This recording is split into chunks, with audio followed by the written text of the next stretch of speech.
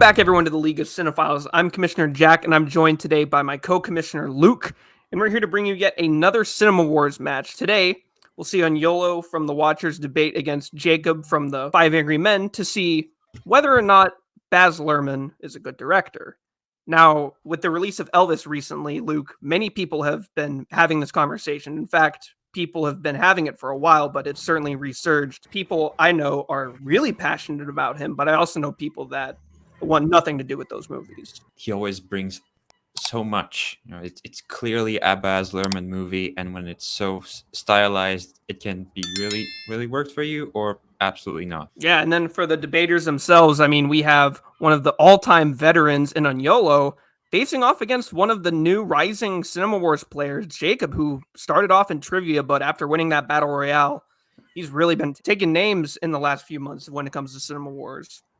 Yeah, and let's not count out Aniolo. He was at one point unstoppable, winning seemingly every match. The multi-time champion of the world in Cinema Wars, Big J Aniolo from the Watchers. How are you doing today? I'm doing good. It's hot as hell, but like I'm ready. I'm ready to bring the fire for this. It's been a while that I've just been watching, but now it's time to get back in the game and just teach these young kids that they still need to work a little bit harder. The Cinema Wars Battle Royale champion, Jacob the Package Cunningham. How are you today? How's it going, gents? Pretty good. I like the sound of our champion, and very excited to come up against who is one of the GOATs of the league. Whether he still is, I don't know. It's been quite a while. We're gonna find out. I'm not taking this guy lightly, and the package is ready to show that he is the biggest J in the league. So your guys are going to have one prompt that you'll debate over 3 rounds. You'll have an opening statement, a rebuttal, and a closing statement. There'll be a cinema-related prompt in which the competitors must find an answer for. A wheel will be spun to determine who will pick their answer first. Competitors will argue on behalf of their answer and will debate against the other competitors. And we, the judges, will grade each competitor out of 5.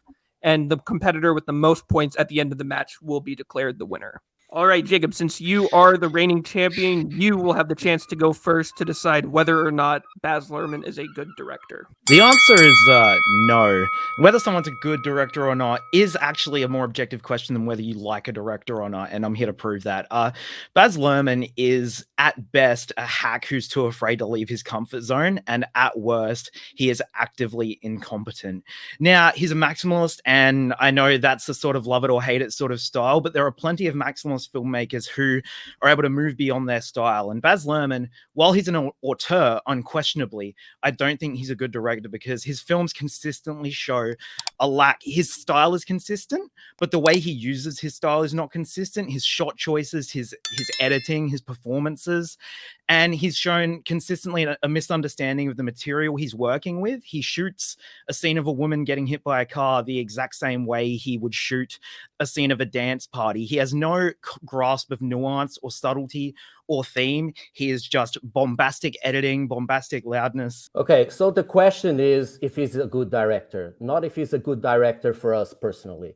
And the thing is, we might say that's more objective of a question, but look, in the end of the day, like the style of BAZ Luhrmann is more, it's like a theater. It's visual, it's ambitious, it's melodramatic, it's fun. And if you don't like that, you might say he's not a good director. But it's very simple to go to the facts and realize that he is a good director. If we look at this year alone, there's only 12 movies that did more than $100 million, and Elvis is one of them. And is the only movie that we are not talking about superheroes, action, or whatever. Is the only one that can create these stories and make them big in a world that's full of spectacle and right. So that'll conclude opening arguments. Jacob thought that your points about the fact that other directors are able to do it maybe a bit more restrainedly was very good. And Aniolo, on your end, we also thought your argument was very good. Very good point about there's no denying the box office success of Elvis. So our current scores after the opening arguments are as follows. Aniolo at 10.9 and Jacob at 11.5 at the moment, but there's still time to catch up as now we go into rebuttals. If we look at the facts, not even Australians agree with you. He has 9 awards, like 9 nominations for the Academy of Cinema and Television Awards in Australia. and he won 4 times with Strictly Ballroom and The Great Gatsby. He also like won a British Academy, like a BAFTA, that not even Ridley Scott did that with so many masterpieces and being like English. So there's a lot of awards. There's a lot of people that just love his work. And even if you go to Rotten Tomatoes, he doesn't have one movie in Rotten Tomatoes by the audience score. And even if you look at critics, the average of the critics is around 71% on all his movies. So that doesn't show a lot of being a bad director. He has 4 movies above 85% on Rotten Tomatoes. So people really, really like what he does. You might not like it, but Australians do, and people around the world do. You can argue everything of your personal tastes, but you can't argue the statistics and what people and critics really love about these movies. I mean, of course, Australians like him. He's like our most commercially successful director, and You're it's such a Australian small. and you don't like him. It's such a small industry here that everyone is going to go and praise him because everyone wants to work with him. Look at me arguing this. I'm risking getting blacklisted from the industry here just to go up against this guy, but because I genuinely believe that he is not a great director. And I just want to touch on what you said about how his films like coming from the theater and stuff like that. And I think, yeah, his films like Moulin Rouge, for example, it's like it's inspired by vaudeville and Bollywood and stuff, and that's where he came from. But it's like he's just picking and choosing these aesthetics and not doing anything with them and kind of exploiting them. Moulin Rouge especially, it's like he has all of these outlandish sets and he's mixing highbrow with like lowbrow humor and stuff, but he's not actually taking advantage of those mediums because his style, he cuts away from everything. The camera's constantly moving. You can't see anything that's happening. So he has all these fun, lavish sets and we don't actually get to see them. So he actually sabotages his own strengths with most of the films he makes. And also that vaudevillian style, maybe it works for something like Moulin Rouge. I don't think it works for that film, but maybe it works for you because it is such a theatrical and campy film. But when he takes that style over to a film like Australia, which is him trying to make a really serious movie, it doesn't work at all, and it actually comes off really exploitative and offensive. And I think Australia is kind of the key to recognizing why he's not a good director. I compared him to Michael Bay before, and I really think Australia is his Pearl Harbor in that it is him trying to step out of his comfort zone and make a serious film, and it proves that he actually just doesn't know how. And it really is an embarrassment to our nation, and I think it's just an objectively poorly made film. And you can see this sort of misuse of style in all of his films. Great Gatsby really misunderstands the core of the novel in that it's about the folly of pursuing the American dream. And his excessive style works for the way that the characters in the film glorify excess, but once Gatsby's empire falls apart and he has nothing left around him, Baz is still using the exact same whizzing, whirling, outlandish, excessive, fun, campy style, and he doesn't know how to show anything visually. He wouldn't know subtlety if it hit him in the head. I mean, in Elvis, when Tom Hanks sees Elvis, a slot machine sound effect goes off. It's like he's such a cartoonish villain, and it's another exploitative film. It's a film that's exploiting Elvis's legacy as an artist, and it's a film that's about how Tom Parker exploited him, but it's really just Baz doing a Wikipedia Cliff Notes version of Elvis's history as an excuse to put more of himself on the screen, but there's nothing personal about it. It's purely aesthetic, and there is more to being a good director than being a good visual stylist. And again, I don't think he's a good visual stylist. Look, everything you're saying, again, it goes up to your personal taste. You're talking about the things you don't like, but it's exactly the things a lot of people like.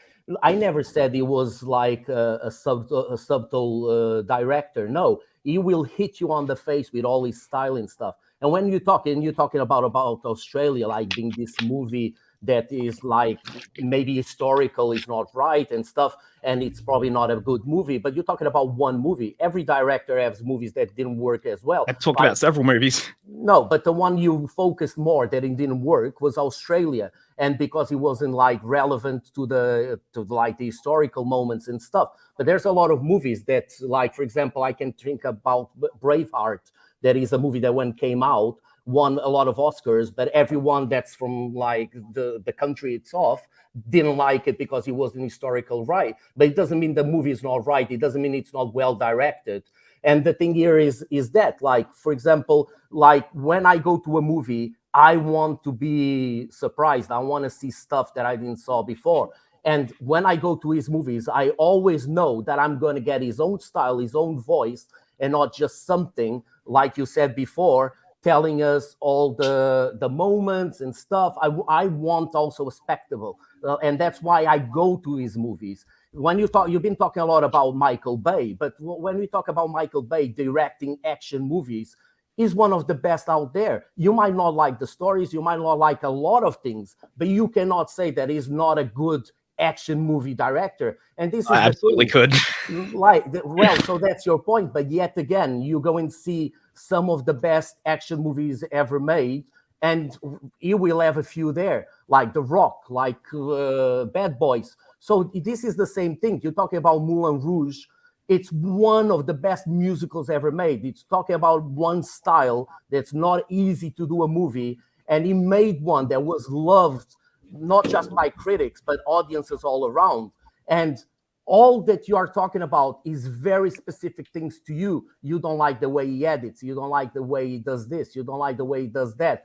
But in terms of like being a good director or not, what makes those things that you don't like not being good? Because he has awards in editing. And the other thing is, he's a guy that knows how the sausage is done. He's a writer, he's a producer, he makes soundtracks, he composes music. So he knows exactly what he's building. And he shows that a lot. If you see Moulin Rouge that you don't like, and you see the commentaries on Moulin Rouge, he knows exactly what he's doing. Some of the things that people complain about, he explains why he does it, why he uses modern music in like old settings, because he wants to make people feel like those people would be feeling at the time. But prove me, like by facts, that he's not a good director, because everything you're pulling out, it's things that you don't like. It's things that you are. So show me reviews, show me scores, show me what people in general are saying that he's not a good director. Look, he's going to win. The kid that's playing Elvis is going to win the Oscar. Like I can bet now, because he gave him the platform to show all his skills. So that is the point I want to hear from you, is what's not your personal opinion and what's facts. Show me facts. Well, I mean, show me a director who could make a movie about Elvis to make money. I don't know any director who's made a music biopic in the last few years. Like Bohemian Rhapsody was absolutely huge, and you know, those movies just sell in general. But again, I feel like I have been giving facts, and I've been giving specific examples from his films as to why they're not good. And I know obviously it's coming from a personal place because I'm the one saying it, but at the same time, you know, critics at the same time are only individual people's opinions. And, you know, he's not universally beloved. There are also people who don't like his films. And I feel like that your entire argument has been hinged upon people like his films. His films make money. And as I always feel like I have to say in these things, popularity does not equal good. A lot of the highest grossing films of all time. I'm talking about reviews. I'm talking about reviewers. Look, I'm talking about reviewers. Can you... Yeah, but I want to hear like specific examples from his films about what makes them good, because I know people like his films. Specific examples will be my opinion. Look, in the end of the day, the question That's what we're doing. We're debating. Look, yes, but in the end of the day, the question is simple: is he a good director or not? So I only have to prove that more people in the world think that he's a good director than people think he's a bad director. And looking at Rotten Tomatoes on critics and audiences, it's clear that people think he's a good director. It's not even close. We're talking about 80, 70%, not like 50 or whatever. I like the Velocipastor. Does that make it a good movie?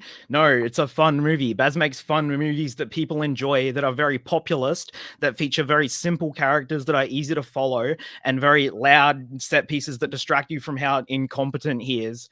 And yeah, so of course people enjoy his movies. The question isn't, do people like Baz Luhrmann? Do Baz Luhrmann's films win awards? The Academy thought Bohemian Rhapsody had good editing, and it's like pretty much universally agreed that it doesn't. And I just think that there's a difference between being an auteur and being able to adapt your style to the film you're making. And he's made original films, he's made films based on other material, and they all have the exact same issues. And again, people may like him. People like a lot of things that aren't great, but that doesn't make him a good director.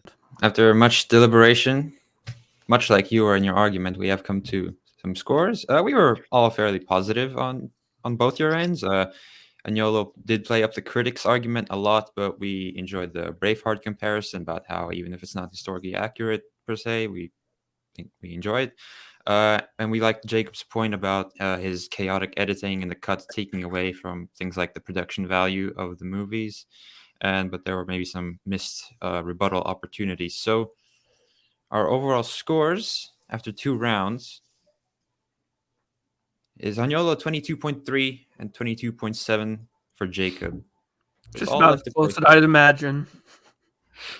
All right, and we'll finish off with your closing arguments. We've gone in circles about, his style being a subjective thing, but I just think that being a good director is so much more than being good at one thing. It's not just having a good visual style or making movies that look good. I don't think his movies look good. I think he overuses CGI in places where he doesn't need to. But beyond that, it's about bringing together a vision and bringing together consistency in performance, at least, because you watch so many of his films and the performances look like they're not even acting in the same film together. Tom Hanks is doing a cartoon villain while Austin Butler is giving a genuinely really great and heartfelt turn as Elvis, and you never just feel like they're in the same film together. Australia has scenes where people are just standing in the outback and it's green screen to death and it just looks fake. And something like Moulin Rouge, that might work because it's pulling from vaudeville, but in something like Australia where it's more gritty, it really just doesn't work, and it shows that he only has one gear to pull from. Okay, you talked about the vision, but I think that's the key thing here. You need to accept it. This is his movies. This is his vision. You might not like it. You might not don't like it, but good directors, that's what they do. He doesn't play safe. He has a unique voice and he puts everything on screen. And for a lot of people, and I won't go in again, I only have to prove that more people think he's a good director than people that think he's not. They do love what he does because he's unique. And you talk about having the actors, but like some of these actors really, really, really shine in a movie because he gives them all that energy around them, and people just can't take the eyes out of a movie. This is one of those movies you go on the cinema, everyone is just incredible, like looking at it. I saw it 2 times, my daughter saw it 3 times, my dad went to the cinema 5 times to watch Elvis, and that's the proof. Overall, I gotta say, all 3 rounds, great arguments, gentlemen. But in the final round, Jacob, I really liked the point you made about the inconsistency with some performances. You mentioned the likely to be nominated Oscar performance from Austin Butler, contrasted with the maybe not so great performance of Tom Hanks. And then Agnolo, your point that you've referenced throughout your entire argument about how it's not necessarily, or it's more about what more people think than what they don't think. And after we have tabulated the scores, we've decided. And your winner and the new CINEMAWARS champion, not so new because he's been here before, Agnolo from the Watchers. I thought you were going to say about my age, not so new because I'm old. I was going to say, God, you can't get a compliment here. Well, I have to say I'm absolutely surprised because I think Jacob really, really, really did good arguments. Like, I'm really surprised that I won, actually. Like, I'm not joking. You guys know that I always complain when I lose. Now I'm complaining that I won because I thought he did a brilliant job and is an amazing player. It was just a hard thing. Look, I had to focus a lot on what the question was because it's just very subjective. Is he a good director or not? Look, for me, he is. For Jacob, he's not. But like in the end of the day, how can we prove that? And it's the numbers. So I just made some research and it kind of worked out. So thanks, you guys. And Jacob, you are fucking amazing. In yellow, I'm Australian. No need to be fucking sorry about the swearing. Great match, dude. And it's my first loss in this division. I've played a lot of rounds in my short time, so I don't feel too bad about it. And look, again, my tactics with CINEMAWARS: live by the hot take, die by the hot take. Today I died by the hot take, but I don't think there was much in it. What do you think is the future for CINEMAWARS now with Agnolo back on top? Oh, well, it's back to basics, right? With the new format, new prompts, new players even. We see Jacob making the ranks here, and now the old boss shows him how it's done. So I'm hoping this isn't the last time these two meet. Of course, we can't do it every week, but I just can't wait to see more and who has to challenge Agnolo next. Yes. And I cannot wait to see more of that as we wrap up here today, as Agnolo has defeated Jacob in a close 0.2 point deficit. Thank you again for watching. Of course, be sure to like, comment, and subscribe if you haven't already. I'm Commissioner Jack for the League of Cinephiles, and as always, ciao.